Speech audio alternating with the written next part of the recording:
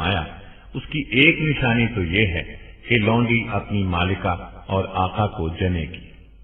एक निशानी ये है कि तुम देखोगे जिनके पांव में जूता और तन पर कपड़े नहीं हैं और जो तंग दस्त और बकरियां चराने वाले हैं, वो बड़ी बड़ी इमारतें बनाने लगेंगे और इसमें एक दूसरे पर बाजी ले जाने की कोशिश करेंगे।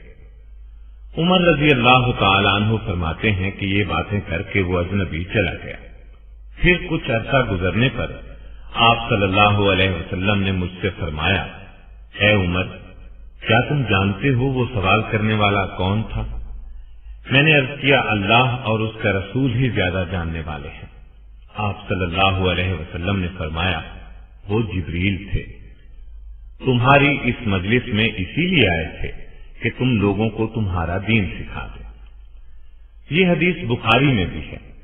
इसमें आप सल्लल्लाहु अलैहि वसल्लम ने वाज़ेह तौर पर इरशाद फरमा दिया कि क़यामत का इल्म मुझे भी नहीं।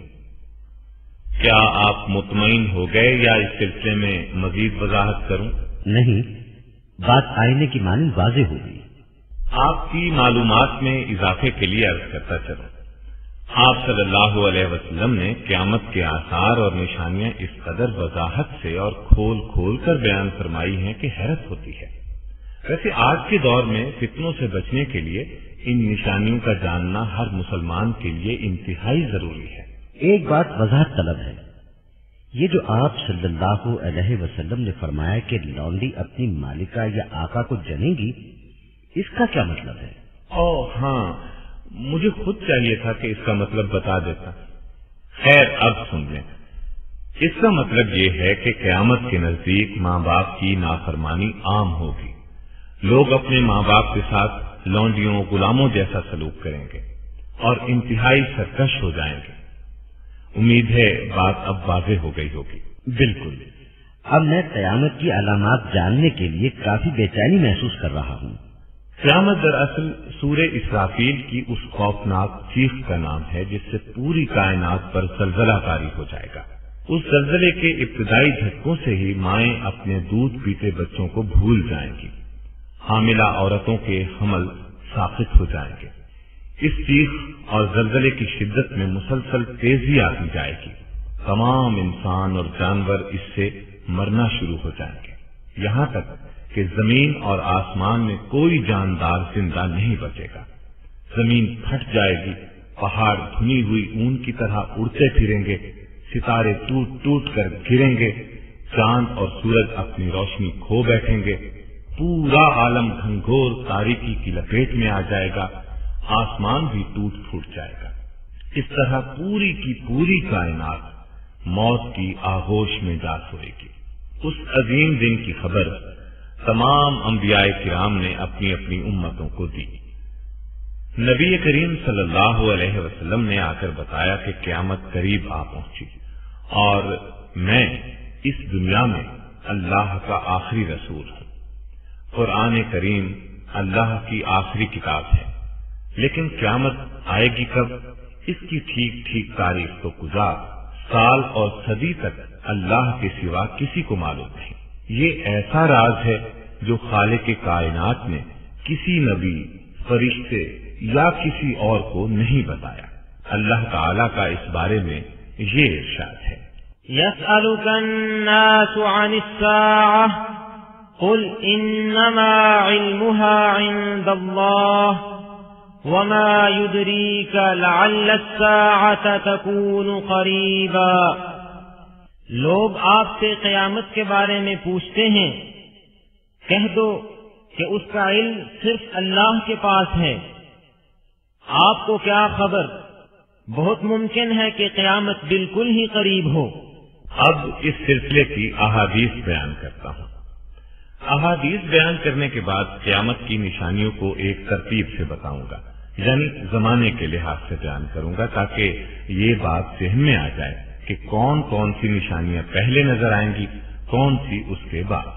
बुखारी की हदीस है, अबू हुरैरा रज़ी अल्लाह अन्हु का बयान है कि रसूलुल्लाह सल्लल्लाहु अलैहि वसल्लम ने फरमाया, क़यामत उस वक्त तक कायम नहीं होगी जब तक कि तुम तुर्कों से जंग न कर लो।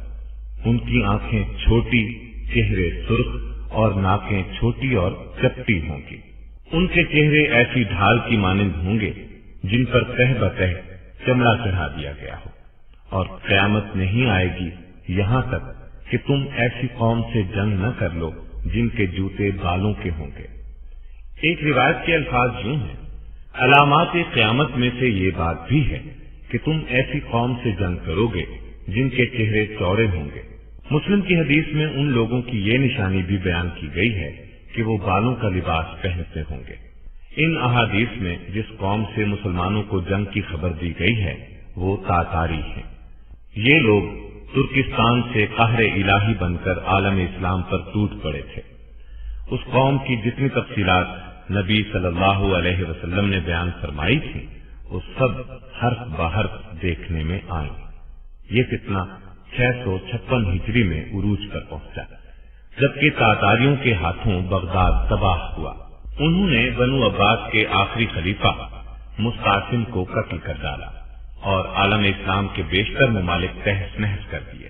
مسلم شریف کی شرح لکھنے والے امام نووی رحمہ اللہ نے وہ دور اپنی آنکھوں سے دیکھا ہے، کیونکہ ان کی ولادت 621 ہجری میں اور وفات 676 ہجری میں ہوئی۔